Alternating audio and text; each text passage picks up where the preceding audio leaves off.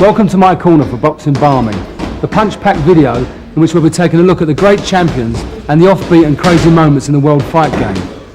I've been boxing Barmy since I was knee-high to a ring stool. My dad Terence was a top-class pro in the 1950s, when the all-round standard of professional boxing was much higher and more demanding than today. It was Dad who went down on his knees to teach me right from left, as well as right from wrong, and I became an amateur international with the famous West Ham and Repton boxing clubs in London's East End. My dream was always to win one of these, a precious Lonsdale belt. I got this the easy way. It was given to me by my late uncle Joe Lucy, who was British lightweight champion in the 1950s. Anyway, I decided it was easier to deliver punchlines as an actor, and my boxing background has come in handy for some scenes in London's Burning. That's enough about me. Let's get on with the action. We've got 10 great rounds coming up, and what better way to start than with some knockout performances from 5 of the greatest heavyweights of all time. It would be balmy not to include them in this boxing banquet.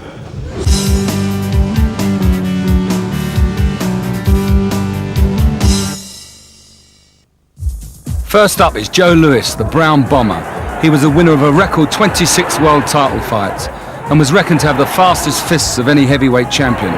He took on and beat all comers in his Bum of the Month campaign.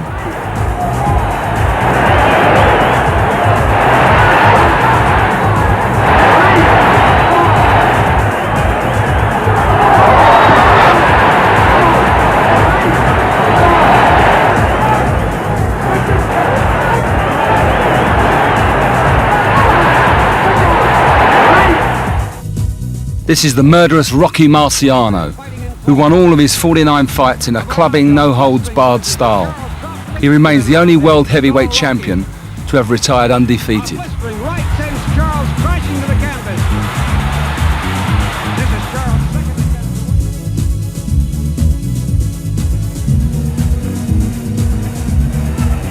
A sizzling left-right combination drops Walcott here in the opening round.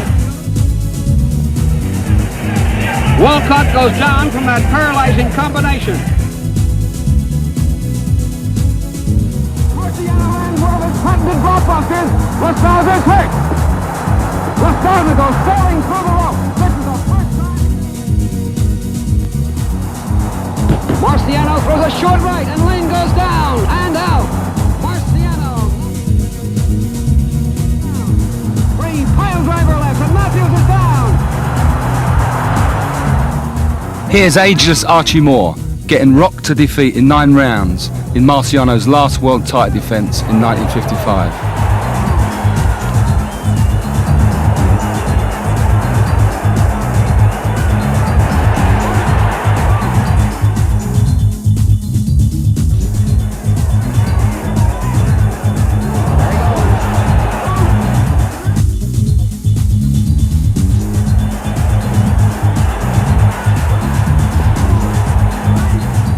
And just watch the roughhouse treatment that Marciano dishes out to the British bulldog Don Cockle, and you'll understand why he was called the 20th century caveman.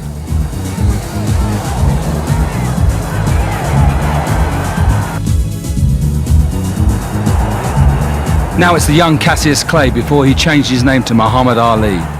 He went on to become the only man to win the world heavyweight title 3 times.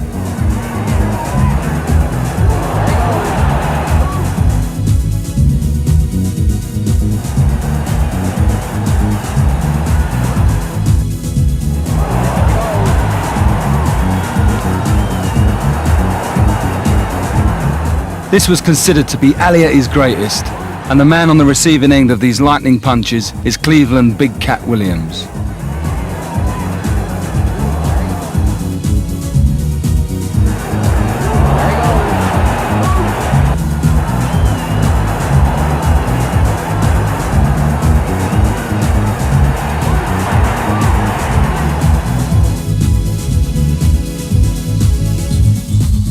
Here's awesome Iron Mike Tyson on his way to becoming the world's youngest heavyweight champion at just 20.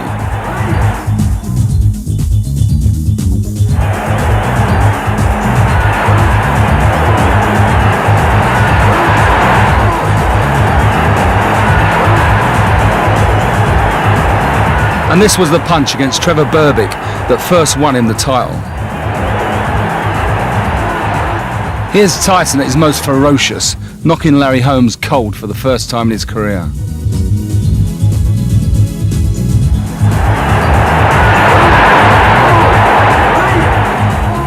Now let's see what happens when the fists of one of the hardest punchers, George Foreman, connects with the chin of one of the toughest fighters, George Chuvalo. Good evening, George and George. You both know the rules of the New York State Athletic Commission. However, let's briefly review some of the more important rules. In the event of a knockdown, you must take an 8 count. 3 knockdowns in 1 round will automatically end the contest. When I say break, you must break. Now let's have a nice clean fight. Shake hands now, come out boxing.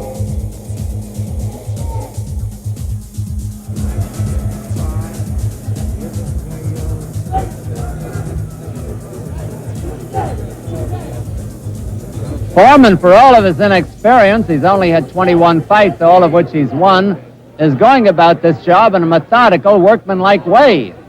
And he's taking his time, unhurried, just piling up the points.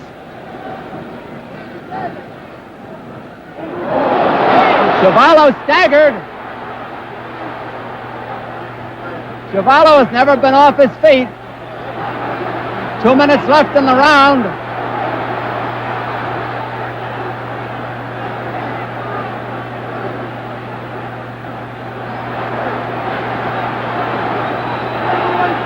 It's an awesome battering that Chuvalo is taking. He is now spitting blood.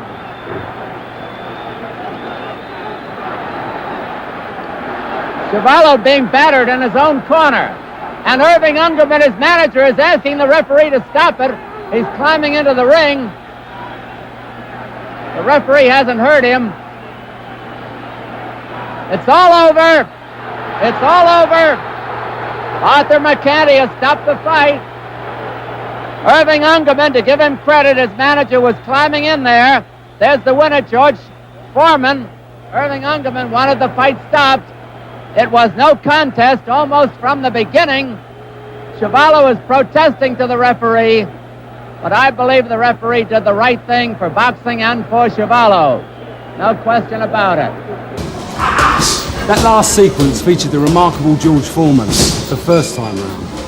Could you believe that George Chuvalo, the man on the receiving end of that final barrage of punches, protested that the referee was wrong to stop it? He must be Barmy.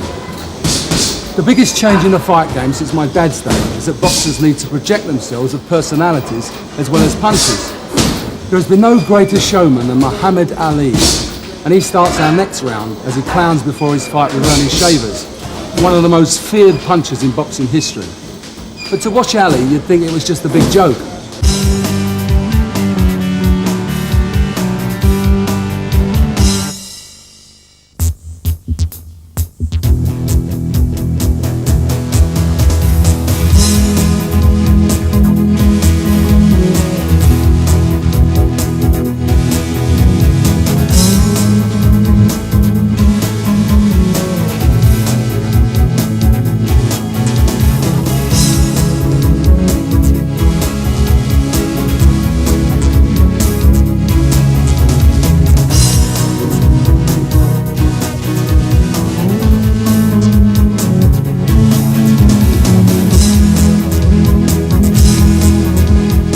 Kiss for George Foreman from the aptly named Charlie Polite, and then it's Come Dancing.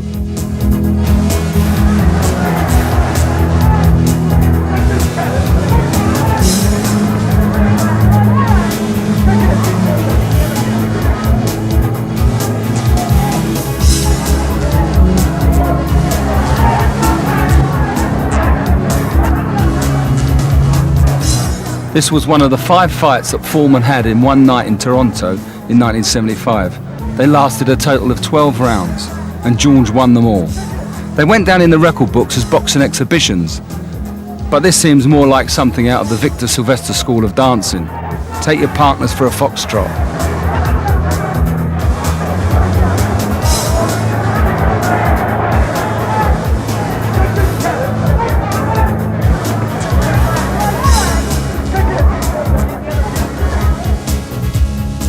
And here's victorious Rochdale middleweight Derek Warmold in boogieing mood after he had led his opponent a dance.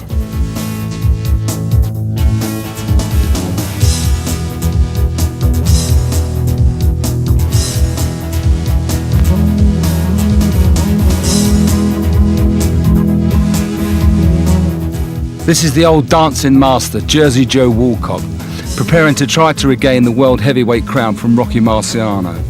At 37, Jersey Joe was the oldest champion to win the title when he knocked out Ezzard Charles in 7 rounds. Just look at this for footwork.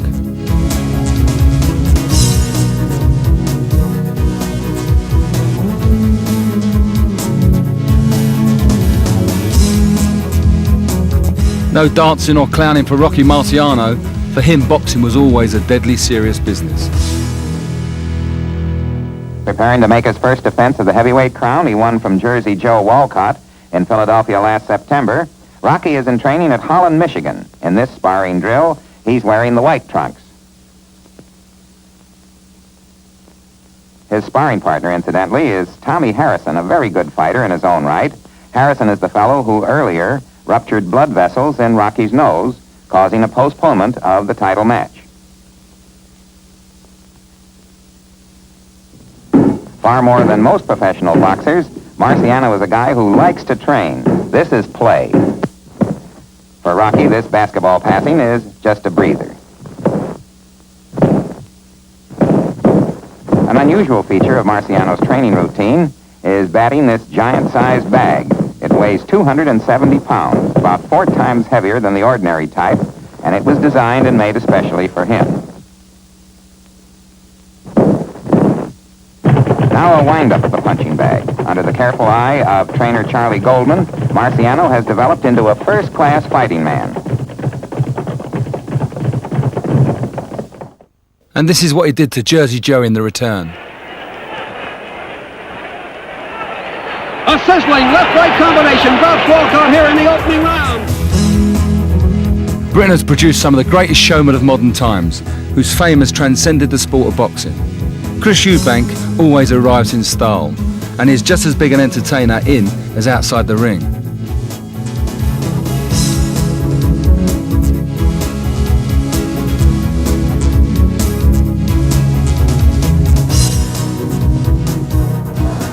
Gary Stretch is about to feel the full weight of Eubank's punching power.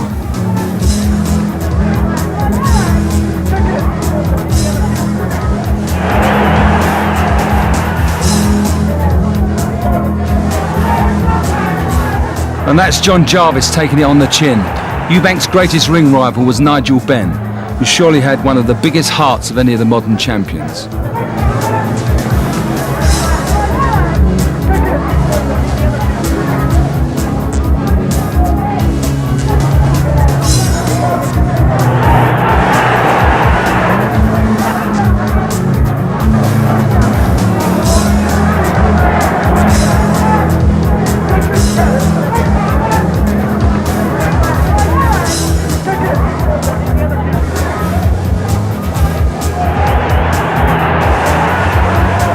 A Eubank ring entrance was always an event, and in Berlin against Roger Gianni, he took showboating to a new level.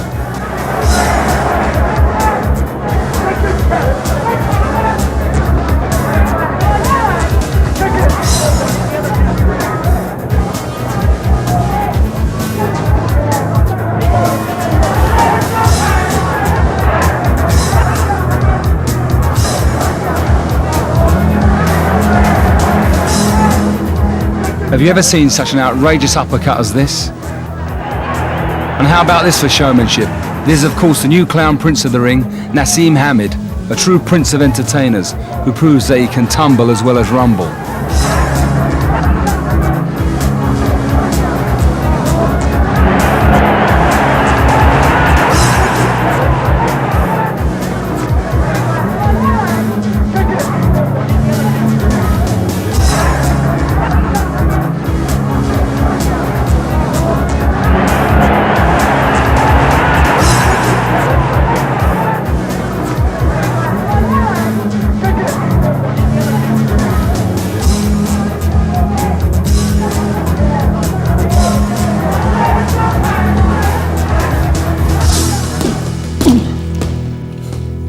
There are times when the best fights start as the real fight finishes. We go back to 1960 and a European heavyweight title fight between Dick Richardson and Brian London for one of the most infamous ring brawls of them all.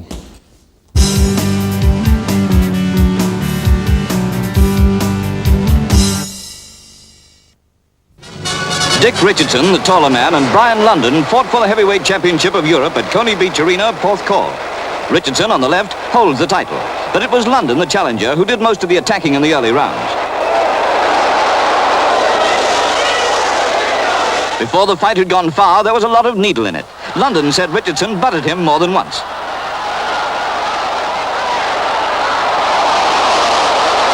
Round 8. London had to win quickly now, or he'd probably have to retire with that badly cut eye. Richardson was holding and butting again, but to London's annoyance, the referee did no more than caution the boatsman.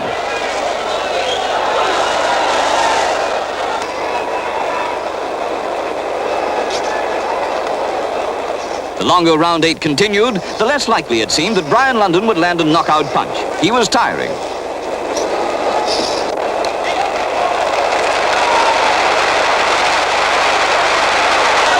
In the last few seconds, the fight degenerated into something between a dance and a comic wrestling match.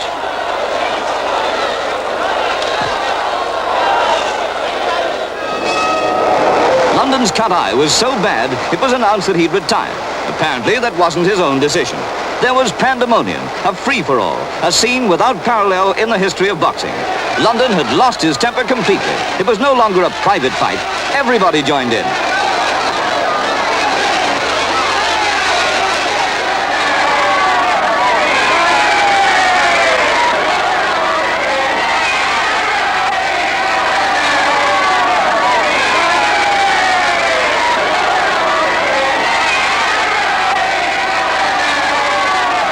London's brother and his father, ex-heavyweight champion Jack London, weighed in, so the family was well represented. Eventually, the police restored order by sheer weight of numbers.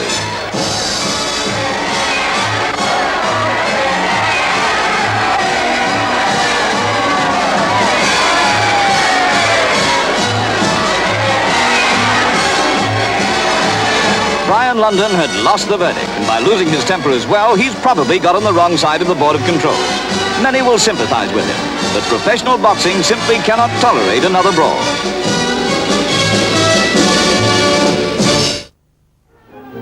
When Peter Müller, shorter of the two, fought Hans Stretz in Cologne, he objected to warnings from the referee, so he socked him. In fact, he knocked him out.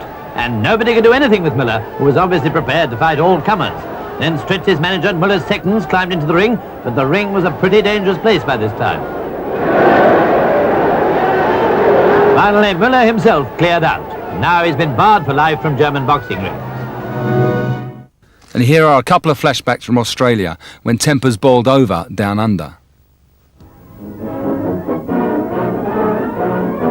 The champion is favourite at 6-4 and carries the fight to Richards, driving him onto the ropes. The gong goes for the end of the round, but who cares about a mere detail like that? The ref thinks it's quite important, but he's helpless against such enthusiasts, and it takes the total strength of all the seconds to drag the boys apart. Maybe they don't like each other. Their defenses are down. Both fighters give no quarter as they take lefts and rights to the head. They're coming from everywhere. By Joves, the Marquis of Queensberry would never approve of this, what? Johnson's round arm swings are packed with power, but his direction is astray.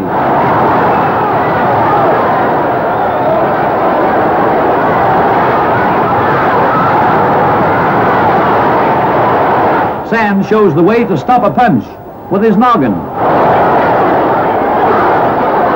A backhander from Johnson earns a rebuke from the referee, but one of those wild swings only has to land, and they'll need a plumber. Now for a sitting target. Sands is pushed through the ropes, but Johnson refuses to stop swinging. The rules are tossed aside. Referee Vic Patrick hands out a final warning, then it's on again.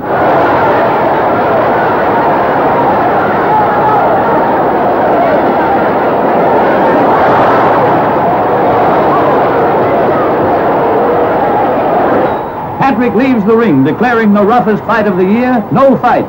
Anyway, who the heck needs a referee? This is fun. Let's all join in.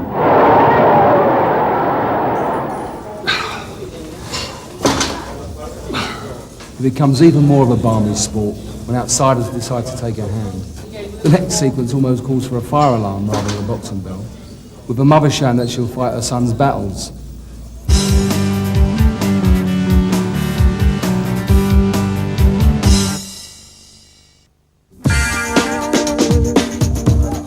This could be called the mother of all battles. Just watch this. Okay. McCarthy now following up here. He's got Wilson in trouble, but Wilson will be dangerous. Crowd on their feet. Wilson reeling all over the place here as McCarthy rains the punches in. He's in trouble. Adrian Morgan can stop this here. That's Tony Wilson's mother, who came to the rescue of her son, who was under attack from Steve McCarthy in this British light heavyweight title eliminator. Mayhem here. What appears to be Tony Wilson's mother going crazy with an umbrella or something. Well. Referee Adrian Morgan decided that they should box on, but McCarthy insisted that he had won the fight. He was disqualified for refusing to return to the ring.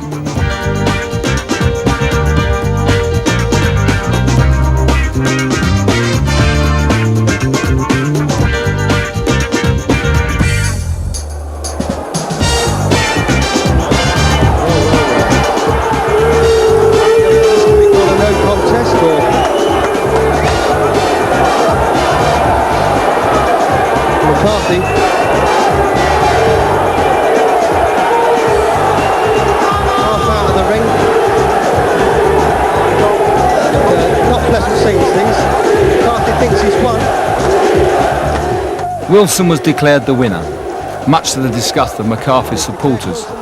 It ain't half hot, Mum. Caused Adrian Morgan trouble here. Bad refereeing there and bad security, but a bad reaction from this crowd as well. And don't like this at all. In the next two clips you will see uninvited guests making dramatic ring entrances, or should that be uninvited pests?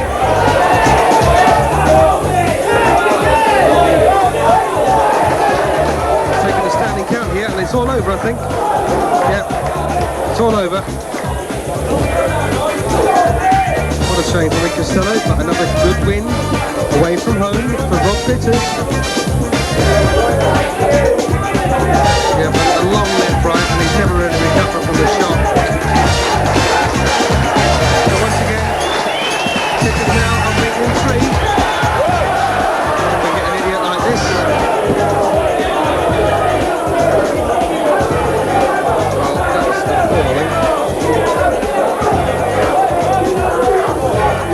Seen that before.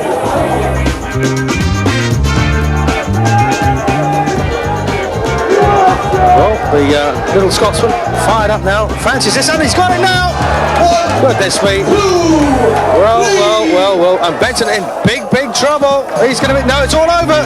So Louis Veach wins in 2 rounds then. What a tremendous turn up for the books. Louis Veach gets himself smack in the title picture with a 2nd round stoppage and destruction. Oh goodness me, what's going on here? What an idiot. What an idiot. What a complete idiot.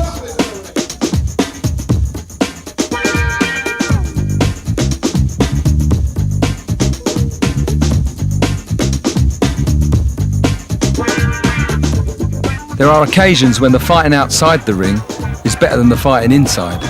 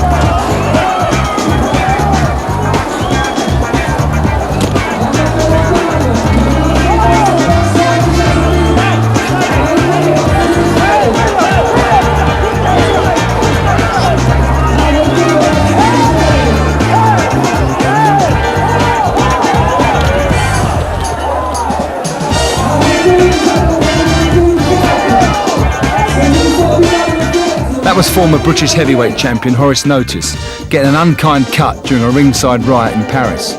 But as you're about to see, it can also get hot at British ringside.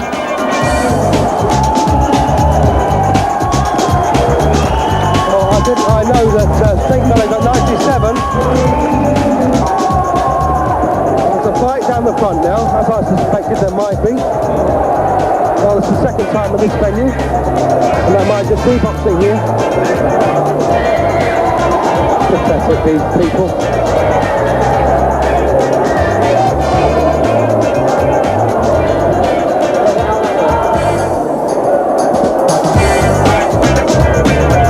I don't know why they would attack one of the security men. And there are times when the ticket selling gimmicks get out of hand. This is Herbie Hyde and Michael Bent turning a press conference into more than the usual war of words. If you're as good as you look, Michael, you'd be a bit enticing, but you're not, so I wouldn't bother looking at you. Come what, man? What? Come on! Hey! Let go! Come on! Hey! Come on, break it up! Break it up! Break it up! Break it up! Break it up! Come on! Come on!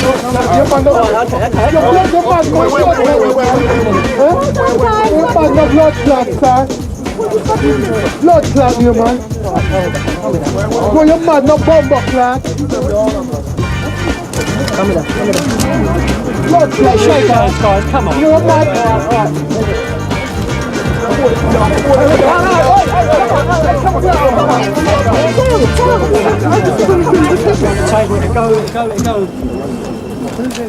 You've no doubt heard about the delayed effect of punches. Well, here's the best example you're likely to see. As Jimmy Carter defends his world lightweight title against Tommy Collins in 1953.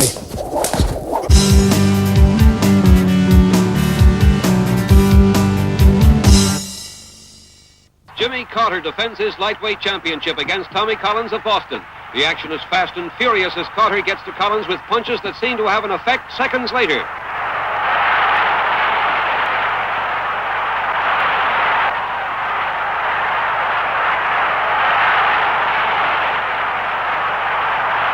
Collins tries to shake it off. In America in the 1950s, referees just did not believe in stopping fights unless they had to.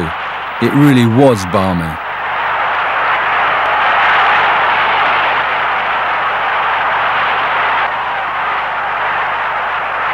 The action is fast and furious as champion Carter gives Collins a boxing lesson.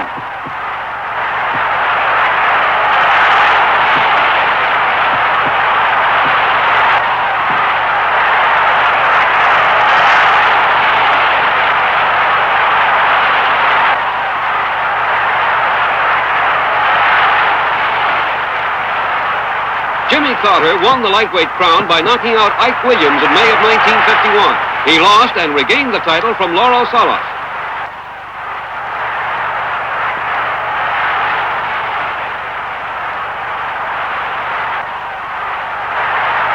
Against Collins, Carter shows what it means when a fighter gets off to a fast start.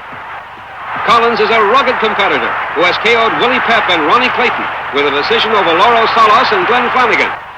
Collins has tremendous recuperative powers and fights back after each knockdown. The referee knows Collins is hurt, but knows too that Collins has often come off the floor to KO his opponents. But against Jimmy Carter in April of 1953, Collins doesn't get the chance. The lightweight champion of the world was too much for Tommy Collins of Boston. If you're going to make an exhibition of yourself in boxing, it's best to do it in the ring. Here are Earl Graham and Johnny Nelson having some fun at the expense of the referee. Both Graham and Nelson are products of the Brendan Ingle Boxing Academy in Sheffield and know all the tricks of the trade.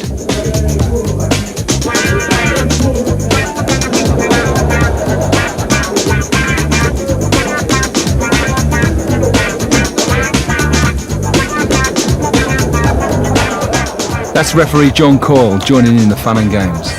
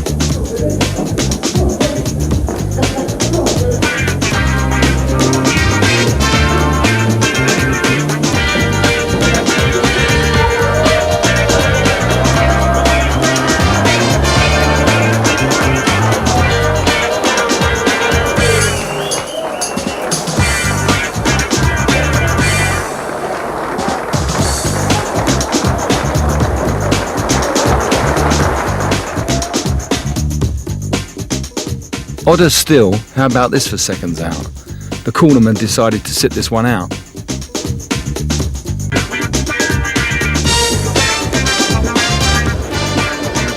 St. Novinov's not even bothered getting up from his stool.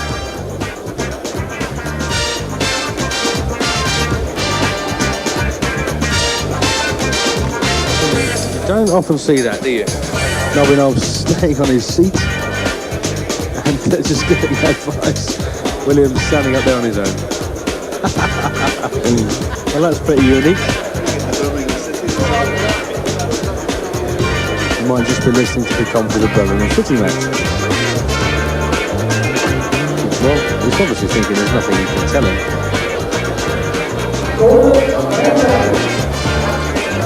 It's all going his way at the moment. 7, 8, 9, you're out. Well, fortunately, I never experienced being counted out by a ref during my career. He has a tough old job, the ref, and sometimes he should be paid danger money. My dad tells me he once splashed a ref because he counted them out for the only time in his career, when he was convinced he'd beaten the count. Who would be a referee, Ake?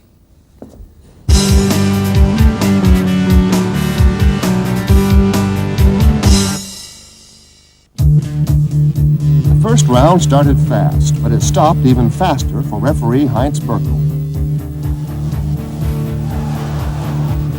He didn't even take the mandatory 8 count. Instead, delighted fans with an attempt to regain his composure and his footing, but he didn't manage too well. Kenyan David Atam delivered the unconventional KO. No doubt his opponent, West German Harold Rodewijs, was happy to see the blow land where it did. Here it is again, mostly for the benefit of Berkel, so he'll know what happened.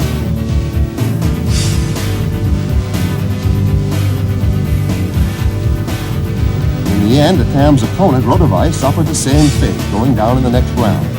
That knockout was anticlimactic. By then, Berkel had been replaced as referee. He says now he'll have to do some replacing himself. New dentures.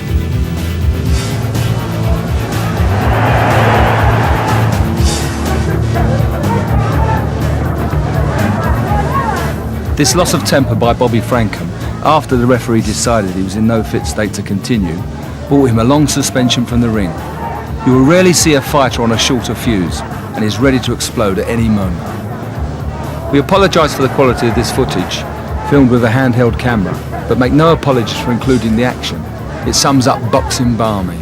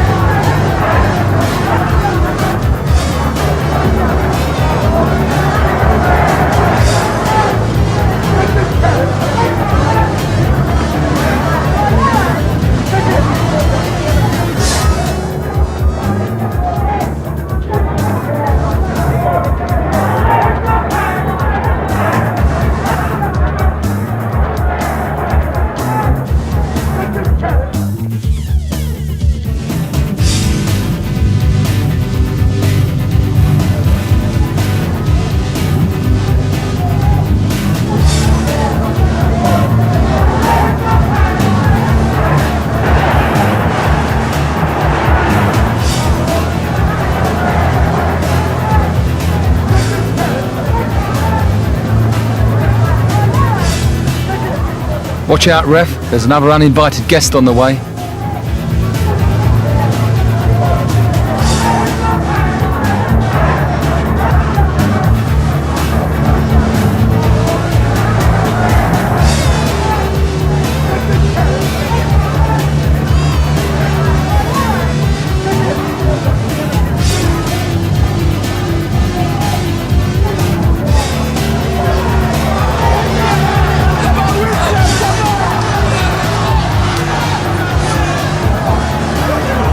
No ifs or buts. Referee Roy Francis has to make a disqualification decision.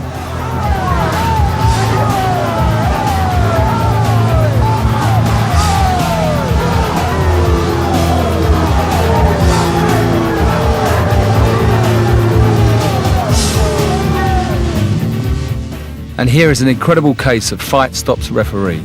Ruby Goldstein is taking smelling salts to try to keep himself going, but finally has to retire during the Joey Maxim Sugar Ray Robinson world title fight that was fought in ringside temperatures of 110 degrees Fahrenheit.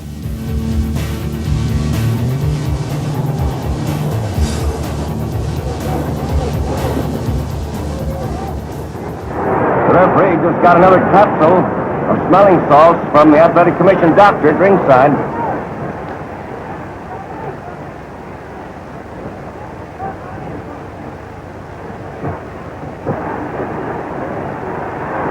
Maxim hasn't landed a real hard punch in the 10 rounds so far, and he's taken an awful lot of punishment from Robinson.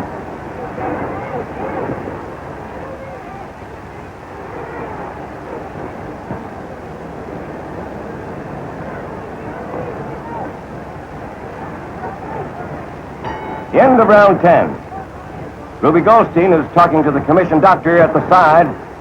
Goldstein looks very sick. He says he can't continue. Here comes Ray Miller to finish out the fight as substitute referee. The doctor helps Goldstein get off the ring. He can hardly walk. This is one of the most unusual things we've ever seen in a title fight. Goldstein has really been knocked out.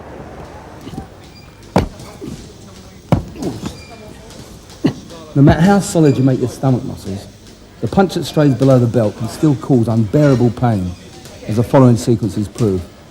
We start with a sensational battle between Ken Buchanan and Roberto Duran, and it's about to be unlucky 13th for Ken.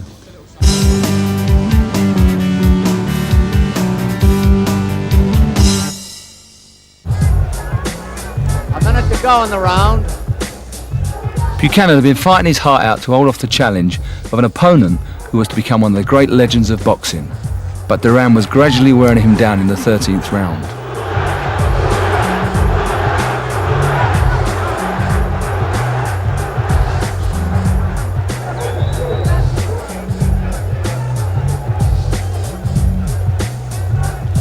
The challenger has tremendous vitality and stamina.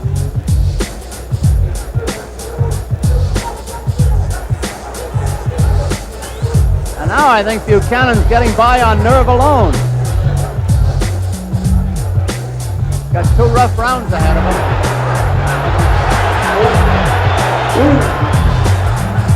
No knockdown there. 10 seconds to go in the round.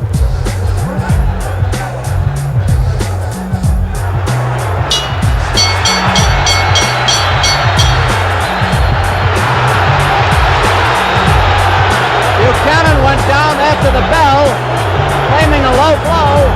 Buchanan went down after the bell, holding his groin. Dr. Edward Campbell of the commission has gone in. Now Buchanan is getting up and going to his corner. He is in severe pain.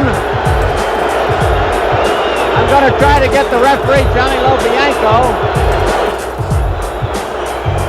There was a flurry of punches at the bell, and all of a sudden, Buchanan just caved in and went down. Gil Clancy is talking to the referee, Johnny Lobianco. And let's see what's going to happen here. The referee may be stopping the fight, I don't know. The warning whistle has sounded for round 14. question of whether or not Buchanan will come out.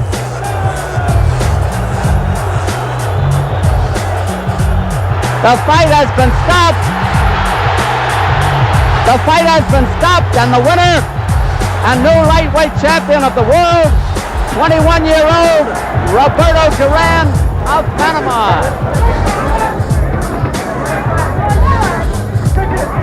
Tooley was hard at it when, with head down, he put paid to the Belgian. Jake Tooley, the fighting Zulu, lands a body shot. But if you ask me, the cornerman caused his opponent more grief. But Del Blanc was pretty well out and couldn't come up for the fifth round.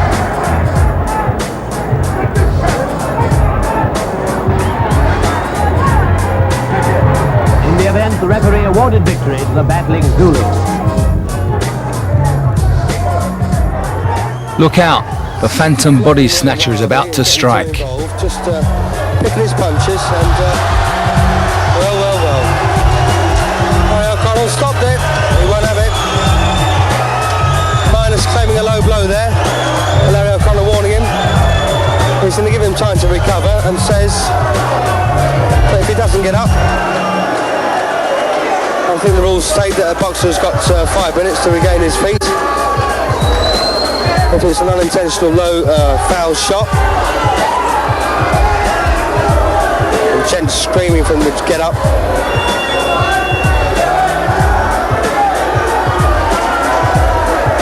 And it's right, it's within the rules for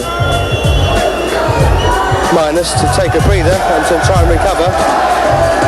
But it's very unpopular action here.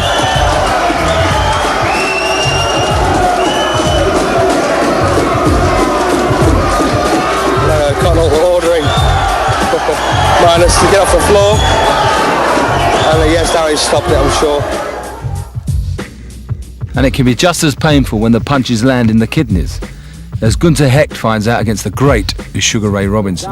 Holding his back and evidently in great pain.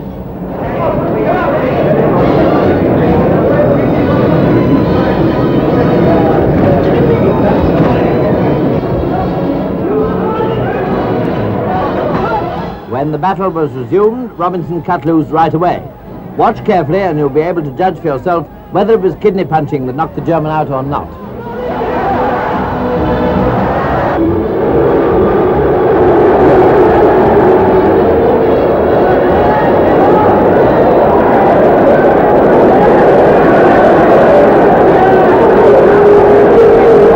And no decision ruling was substituted for disqualification, and Sugar Ray had to have police protection from the irate crowd.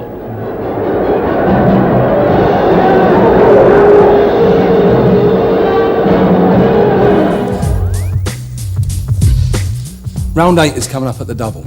It features boxers tumbling to the canvas together, and we start with 2 extraordinary double knockdowns. Then watch out for Sandy Sadler against Willie Pep, in what we reckon to be one of the roughest, toughest title fights of all time. Where not only the boxers, but also the referee was on the floor.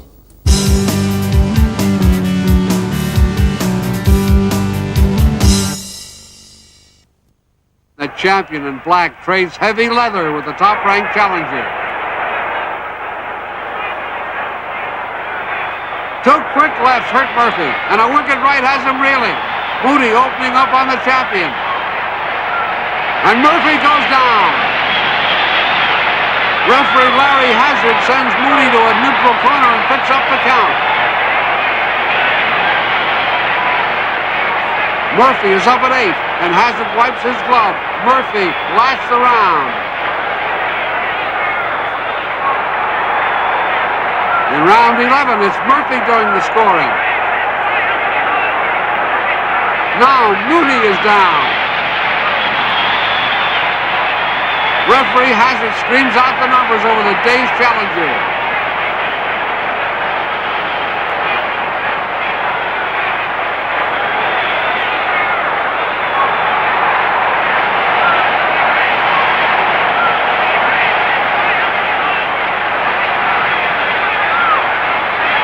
Here in round 12, it's all even.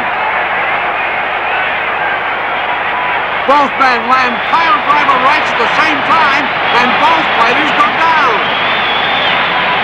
Referee Hazard counts over both men. The champion struggles to make it to his feet while Moody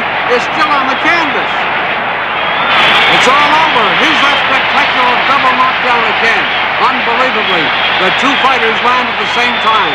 Both men are rocked, and each slowly sinks to the floor. One of the most amazing knockdowns in history. Leroy Murphy stops Toussaint Moody in one of the strangest knockouts ever seen. More trouble in Berlin arose from a recent fight fiasco. Tiger Jones of New Jersey against the German heavyweight Kohlbrecker. And in the second round, they knocked each other out of the ring.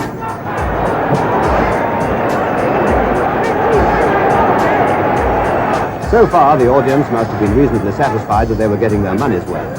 But neither of the gladiators got back on his feet inside the ropes before the count was over. So both had been counted out, and the fight was over. This, however, didn't do for the crowd, who yelled for the fight to continue. The riot brought the police into action, and by the time peace was restored, probably everyone had had enough after all. It's the famous old Polo Grounds in New York City. Willie Pep enters the ring to fight Sandy Sadler for the fourth time. Sadler, the featherweight champion, follows. He holds a 2-to-1 edge over the former title holder in one of boxing's real grudge series. This is the main event, 15 rounds for the featherweight championship of the world, presented by the International Boxing Club. The principals from Hartford, Connecticut, wearing black trunks, weighing 125, the challenger, Willie Pep.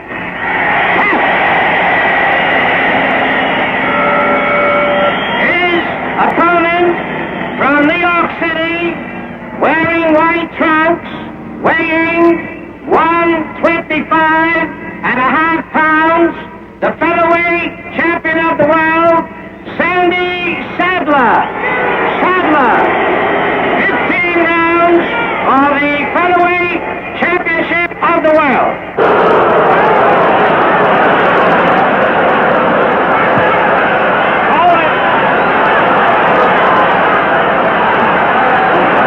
There goes Sadler almost when Pep hooks that leg around his right. There goes the referee.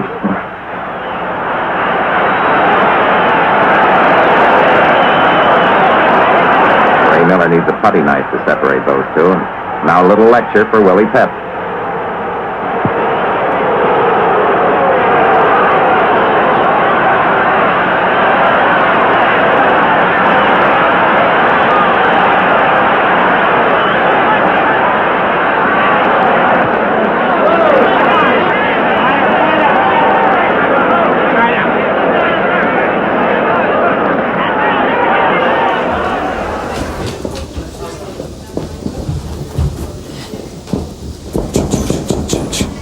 Well, not quite the alley shuffle, but there was only one man who could perform it to perfection. And he's already been featured several times on the video.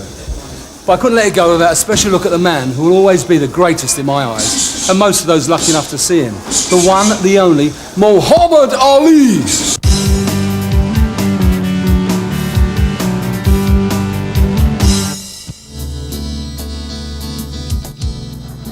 We start with him making his first controversial title defence against Sonny Liston, and then feature him taunting Ernie Terrell.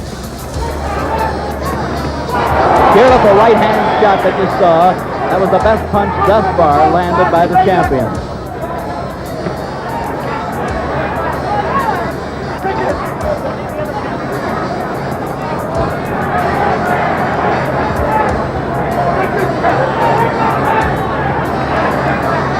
We note that early, halfway through this first round, that Sonny is shooting mostly, although he's going to the head now, mostly toward that body.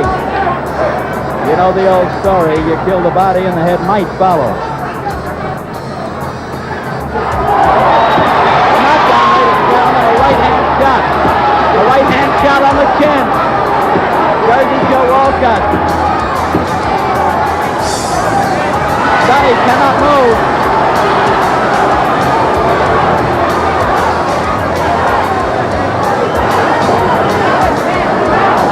Check the time.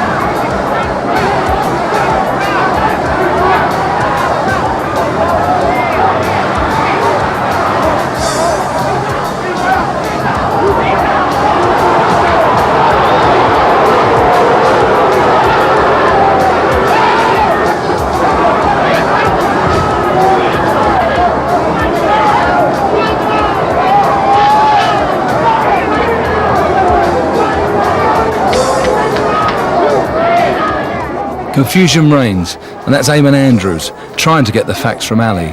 And even he is not quite sure what happened. Now,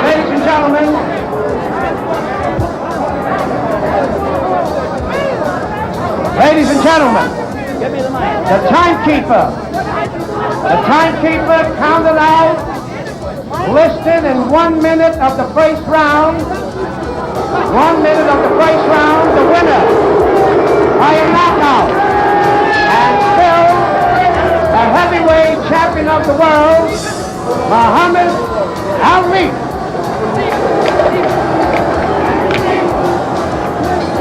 Ladies and gentlemen, I think the time was a bit off. Wait a second. Mutual is joining us. Come here. Muhammad Ali, Kaiser Clay. Come here, Angelo. Get him over here, if you will. Ladies and gentlemen, we saw it a little better than halfway through that first round. He's now talking to the press.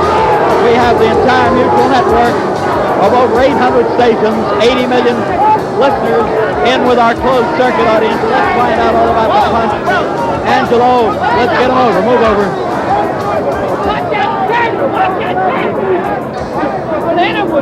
What's the case? All right, Cassius. Wait a minute, Muhammad Ali. Wait a minute now. Muhammad Ali, better known as Cassius Clay. Muhammad, what was the punch that won it for you? You're a real champion at this point. Well, the punch that won the fight for me, I believe was a left hook or a right cross. And one of the two, I really can't think because I was moving too fast. A left hook or a right cross? That's right. All right, now, did you think you were going to be able to do it in the first round? You did it in 6 rounds last time, Cassius. Did not tell the world that I had a surprise, and that if I told you the surprise, you would not come to the fight. Here's Ernie Terrell in the greatest condition of his life, ready for the most important fight of his professional career. Heavyweight champion Muhammad Ali enters the ring. He's the dancing master. He's the ring magician.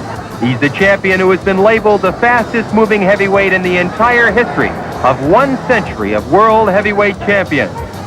And there's the Ali Shuffle. The fighters in the center of the ring to receive last moment instructions. Ali checking with his corner. Ali continually taunted Terrell by asking, "What's my name?" He'd only recently changed it from Cassius Clay, and Terrell refused to acknowledge him by his new name of Muhammad Ali.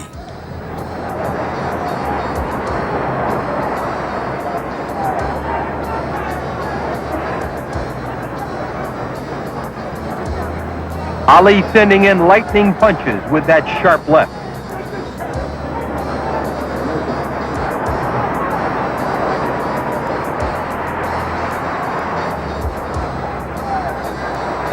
Muhammad Ali seems in complete control here in round 7. Ali talks it up.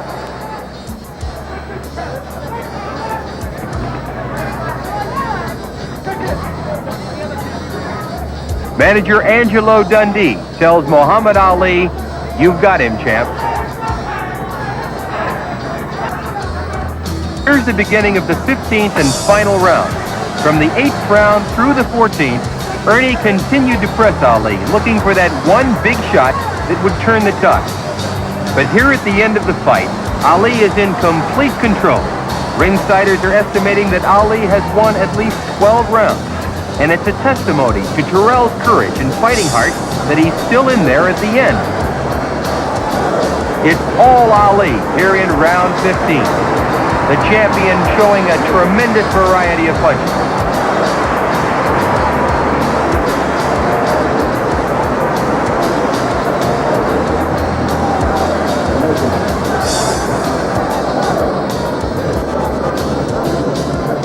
Terrell's eyes are badly swollen.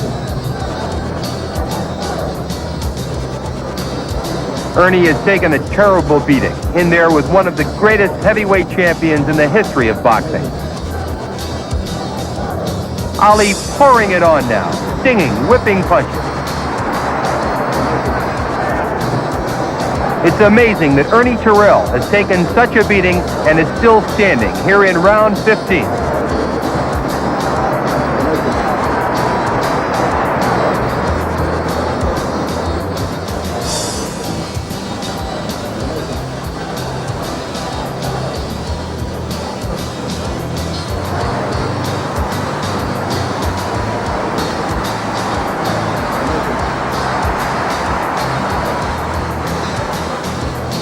Ali still on his toes after 1 hour of fighting.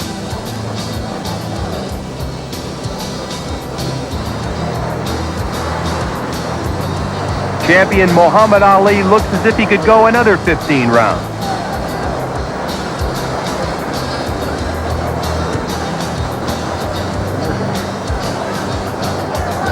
Ali finishes up with blistering combinations. And there's the end of the fight. A brilliant boxing exhibition by champion Muhammad Ali as he receives a unanimous verdict. Once again, it's Muhammad Ali, undisputed world heavyweight champion. A man who ranks with the greatest heavyweight champions of all time. Muhammad Ali. They certainly don't make him like him anymore. The final round's coming up. I hope you've enjoyed this hour of brilliant and balmy boxing moments as much as I have. We finish with a look at the offbeat world of boxing through the camera lens of Steve Holdsworth, a former professional boxer, who is well known as a commentator to Eurosport viewers. As you're about to discover, he has an eye for the unusual and take this camera to ringside. Thanks for joining me in my corner. Happy Boxing Days.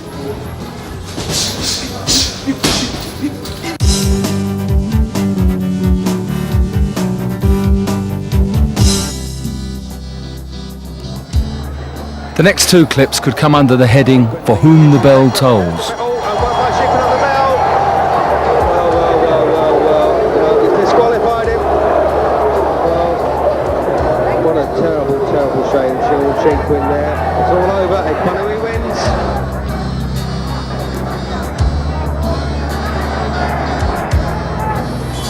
Oh, Pelosi. Oh, no. That's got to be a disqualification.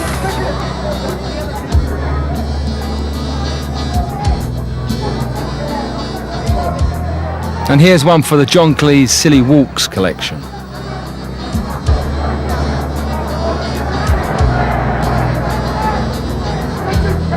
Here's a man who really gets a kick out of boxing. Fasten your safety belts for a bumpy landing. This gives a whole new meaning to tying your man up.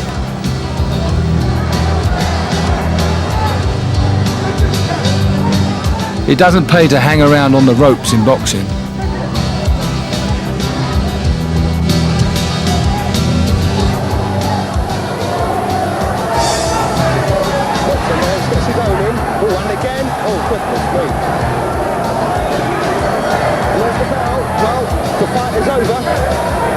The fight is over, which means a boxer cannot be counted out, and it's a draw. Well, fair enough.